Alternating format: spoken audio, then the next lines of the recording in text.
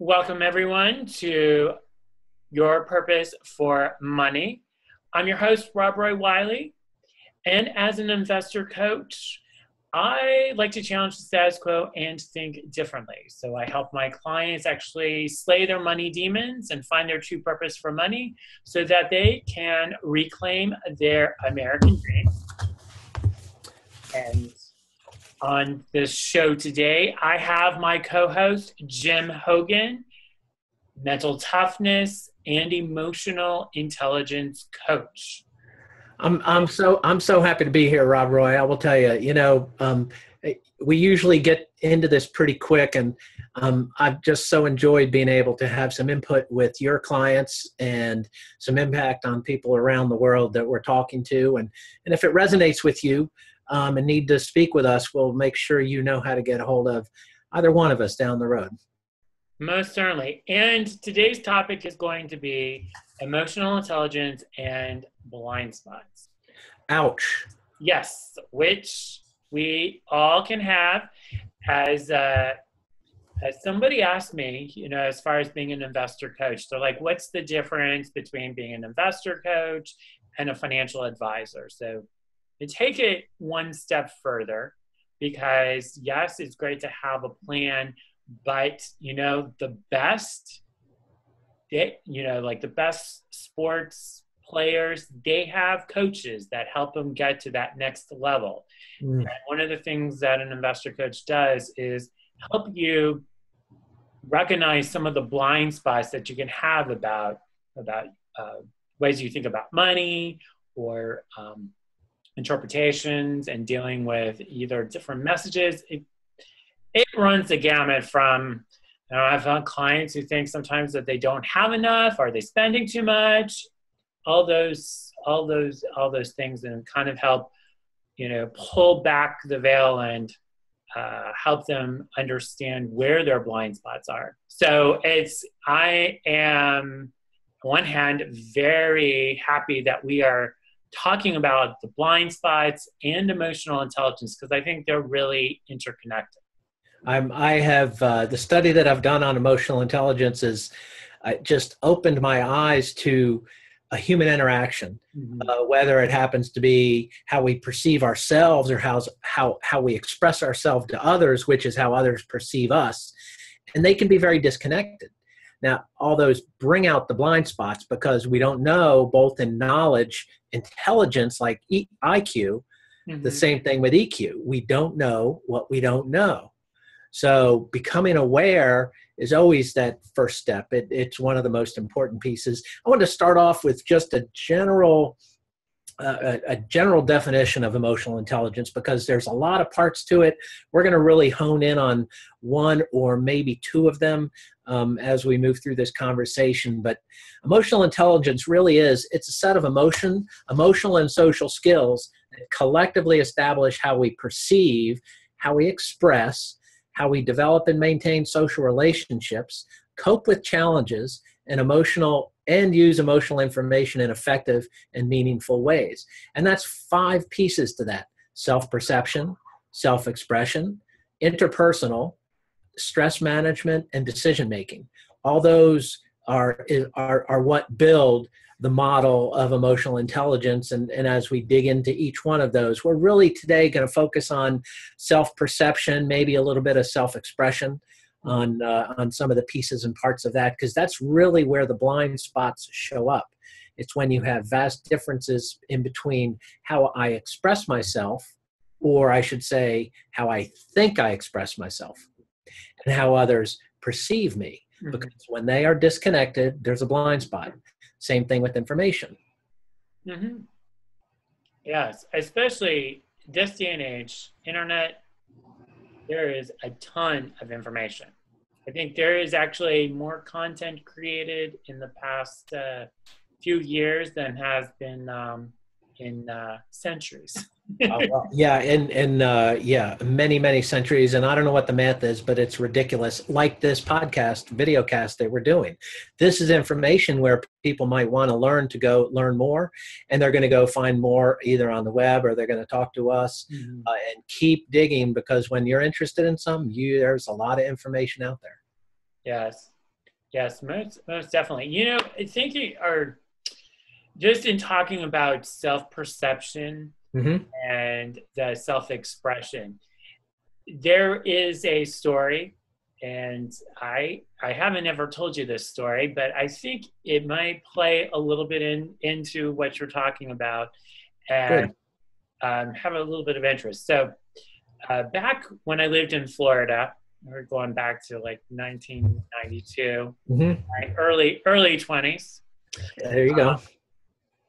There was at several events that I would go to. There was an actual count and countess In the neighborhood or in the in area the or neighborhood, yes, in the area. As far as like, if I did volunteer at some events because some of the nonprofits that I was working with, and this count and countess would show up, and they would show up in the social pages, fully dressed. I mean, we're talking sashes, medallions, the whole nine yards. did they ever have a crown on?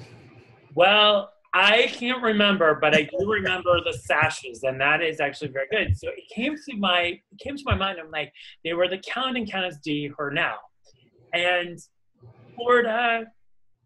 Let's just say it wasn't rare that you might like happen to bump into somebody who was like, "Oh, I was a former Russian prince," or with some royalty in Hungary, or have some sort of not. I mean, it wasn't like habitual, but it wasn't, I want to say, call it uncommon that you heard about this, and you're like, really, are you really, you must be like putting me on.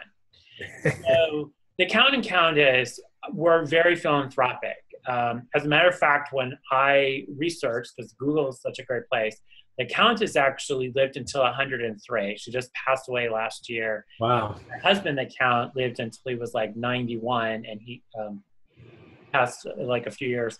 But what they had given to the city of Boca Raton, like multi-million dollars in philanthropic gifts to arts, to sciences, buildings, lots of buildings with their names on it.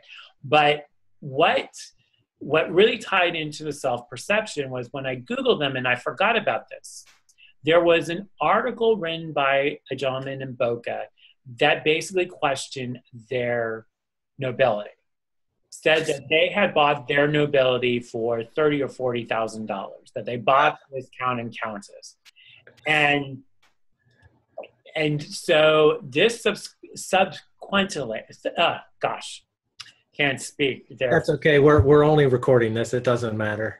So the countess, in reaction to the article, because she felt that embarrassed by the media, really stopped giving contributions to a lot of the social, or not the social, but a lot of the nonprofits in the city. That's a unintended consequence sometimes. Mm-hmm. And when you brought up self-perception and self-expression, I thought that might be a story. It just came to mind that might be something to play into with. I mean, if you think of self-perception, that's really part of the inner self, right? And that's, it's how in touch are you with your feelings, and three pieces primarily: emotional self-awareness. So when you get upset, how visible is it? How does it affect others? You can take, I don't know, we have stories, and I will tell you, one of them, really interesting. So this is a travel story, and everyone's got travel nightmare stories. And I have one that almost went off the rails. I was traveling to Baltimore with a coworker, and Baltimore Airport, you have to travel on these buses to go to the car rental place. And so it's and you're in a plane and getting on and getting off, and it just, nobody's really happy ever. I never see anybody smiling going, I'm so happy to be here. Once they get in the car and out the road, then they're going, oh. Anyway, person I'm traveling with is a very, very entrepreneurial, very driven woman. And I'm standing at the car rental counter with her. Mhm. And she's very busy. She has fancy purses, you know, that's part of her expression. She likes them. I don't necessarily understand, but that's okay. And she's standing there digging for her phone and her wallet and everything in one of these big old, it might as well be a suitcase, but it's called a purse, right? And the car rental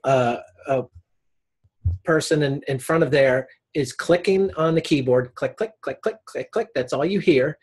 And she says, yes, I have a reservation. My last name is fill in the blank. And she's clicking, never looks up, no eye contact, any of these kind of things. So we have this emotional self-awareness from the customer service rep to us. And my friend isn't making eye contact either. And she says, your ID, please. And she reaches in, grabs her ID and puts it on the counter. She's still digging in her purse. Then you hear dead silence, no more clicking. And the girl looks up at her and says, aren't you going to hand that to me?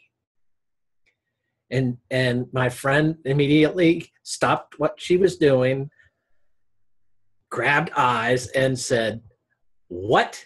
So the alarms are going off in me going, we've got an atomic bomb ready to blow here any minute. And the next thing the customer service rep says is, that's what they call, that's what they call manners. And it's going to go from bad to worse. So generally, and I have generally a pretty high emotional intelligence on a measured scale. And I knew this was not the right way, and we were never going to get the car if I didn't stop something immediately.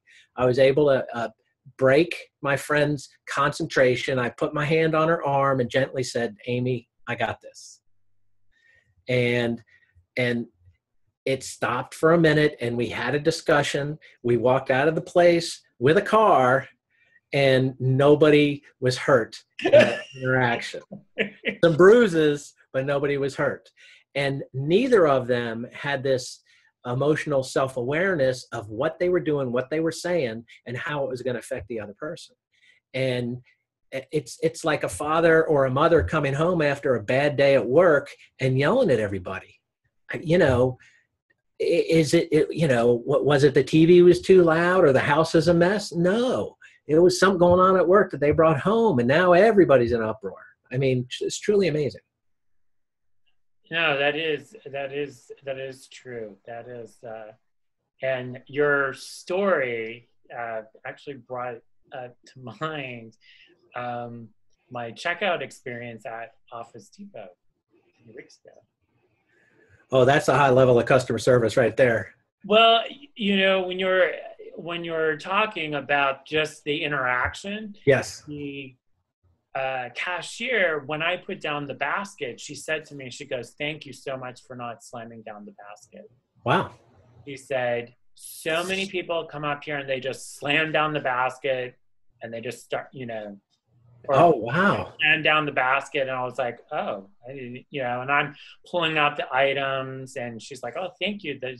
Thank you so much. And I'm like, it's sad that we have to be the exception to be nice, rather than nice being the standard. That is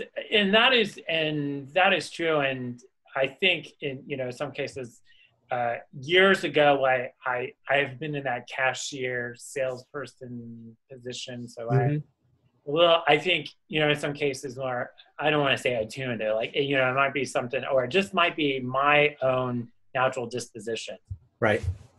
Not so I'm going to ask you something. So in finding your purpose for money, or if you've found your purpose, or you're working, let's just put yourself at work or my work or any of your clients or people you know, how do the blind spots show up? You know, how do people become aware of them unless they choose to say, I don't know what I don't know. I need some help. Where does that happen? I mean, they're called blind spots for a reason, and it might be obvious to everybody outside of that except for the person that matters to most. Well, in investing, just a little bit, it's the behavior, you know, because of the constant amount or the huge amount of information that's out there. And then you also have the news, the 24-hour cycle doesn't really help. And what emotions trigger that I mean, so if you said here's things, if you are not, emotions come up, right? And you've got a blind spot, but the emotions show themselves, but you don't know why they're showing themselves, right? This is in kind of that self-expression. So, if you have anger, happiness, fear, anxiety, or sadness, it might be anxiety is showing up constantly when you're watching, oh, the Dow is down for the 6th day in a row. It's lower than it's been since da. And everyone's freaking out, having anxiety going, oh my gosh, I'm afraid, and I'm sad. I don't have as much. Will I ever be able to retire? And these come up. So, are they denying them and going past, or are they acknowledging those and choosing to act regardless? I think, when they come to me, a lot of times they've acknowledged that there's something, I don't want to say off, not off, but they acknowledge that they're like, I need some education. Okay. One of the things with we talked in the last podcast or webinar about defeating your money demons. Right. And the money demons, since it's different for everybody, but some of the top, I think some of the top ones that I get are either A, I'm afraid that I'm not going to have enough. Right. Or B, I think I'm spending too much. I'm not sure where it's at. Or the third one is I have so much, I just don't know what to do with it. Huh. And really, when we start to analyze the money demons, one of the things is in there is really recognizing, one, how do you perceive wealthy people? Huh. And from that, really, from what you answered, it really kind of tells a lot. In some cases, if you're wanting, to get rich, have a lot of money, or in that way, one of the obstacles can actually be subconsciously. You may have you've absorbed all this information as a child about rich people. Right. It might be that they're swindlers, that they're no good, they steal from the poor, they're just bad people. Right. And subconsciously, you may be thinking to yourself, well, I don't want to become that type of person. I don't want to become a swindler or a cheapskate or, ripping people off. So by getting wealthy and being able to do those, then in essence, if you do what you need to become wealthy, even though you say, I want to be successful, I want to be wealthy, but you perceive that you do everything you can not to be there. Yes. And then the other thing is recognizing with emotional intelligence, you may think like, oh, if I become wealthy, then I've got a whole nother set of problems. I might have to get bodyguards. I might have to are the people that are surrounding me all going to be yes people? Are they going to just mooch off of me? Are they that where if you recognize that and you are, you're very good at what you do, and you can start to establish a balance. Right. With the blind spots and the emotional intelligence, when a lot of my clients start to come to me, they start to realize that they need to have some type of balance. Not so much about how much money can I accumulate, but how do we find a balance between your purpose, what's holding you back, and how can you turn that into a positive and a way to move forward as an action step? Because, this is an obstacle for you. So let's look at it. Let's turn that around and let's say what can you do to move forward with it? Go either through the barrier or, build a bridge, build a door, or go around. I mean, when you have a barrier, whether it's emotional through, fear, anxiety, sadness or desperation, those type of things. How do you move through, around, or over, or, through those barriers? And quite often I think people decide and choose not to take. Part of the blind spot is, instead of making that phone call to you, they feel inferior, that they don't deserve the success. They don't deserve having an investor coach. They don't deserve these kind of things. And Eleanor Roosevelt said something that was kind of interesting. I saw this quote and I figured I'd bring it up today. It says, "No one can make you feel inferior without your consent."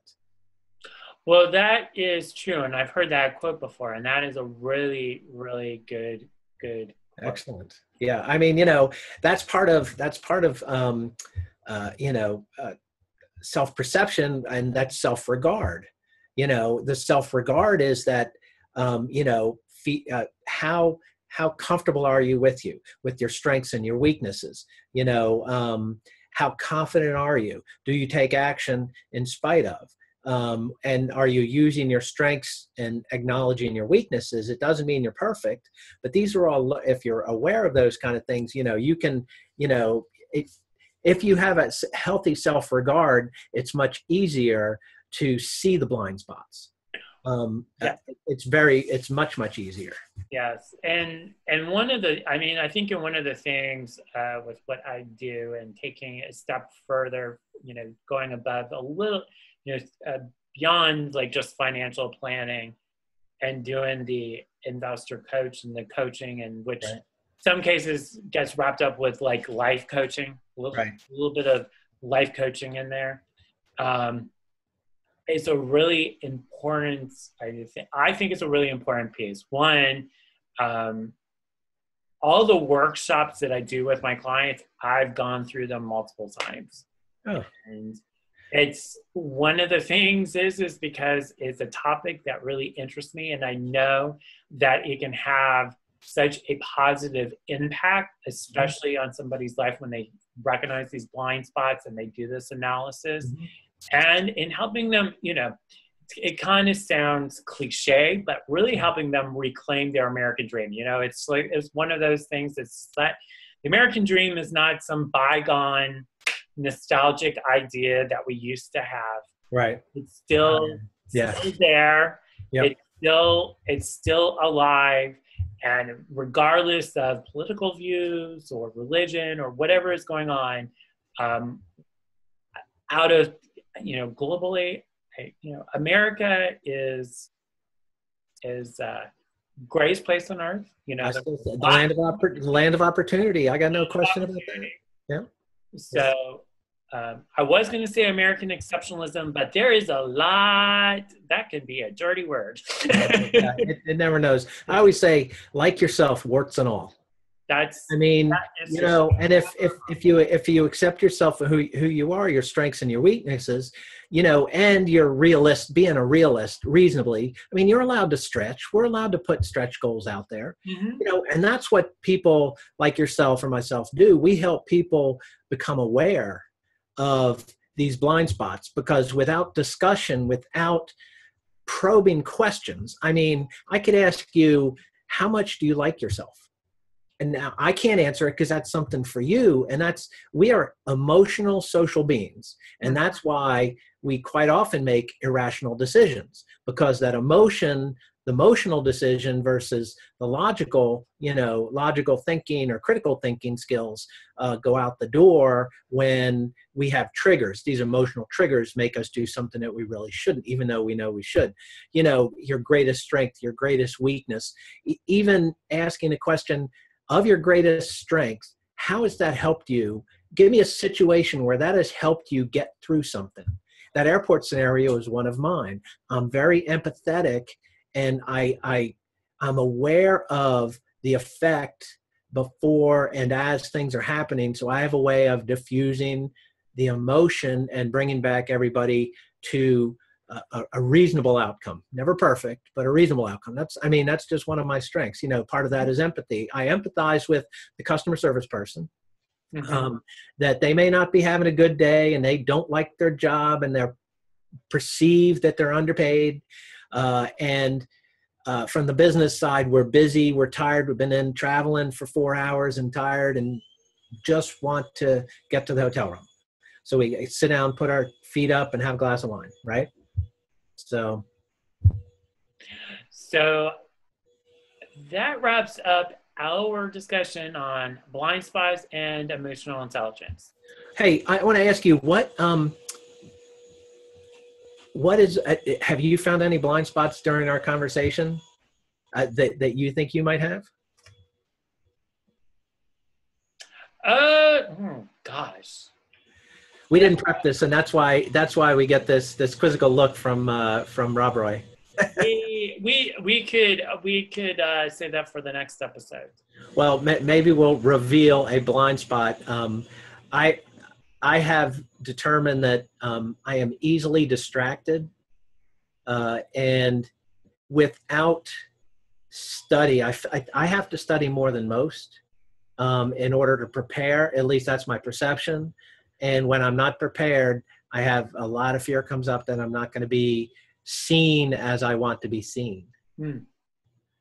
And I could be very wrong on that, but people always have a tendency to say, "Oh, you were great, Jim. Oh, you came across very clear," and I thought it was out the door. So anyway, let's close this thing up today, talking about blind spots and some emotional intelligence.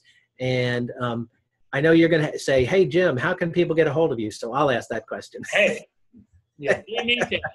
Go ahead. I will tell you. You can find me on the web, jimhogan at jimhogan.net, or email that's jimhogan.net is the email, the website. jimhogan at jimhogan.net is my email address, and my phone number 404-907-0980.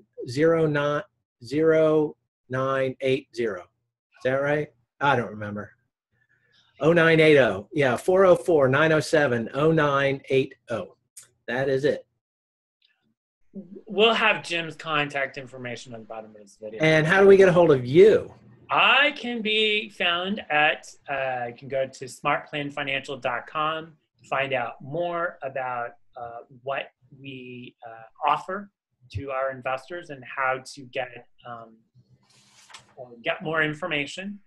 Or I can be reached at Robroy at smartplaninvesting.com, or can reach out to me on my office line at 770-450-6625. Till next time. Bye-bye. Bye.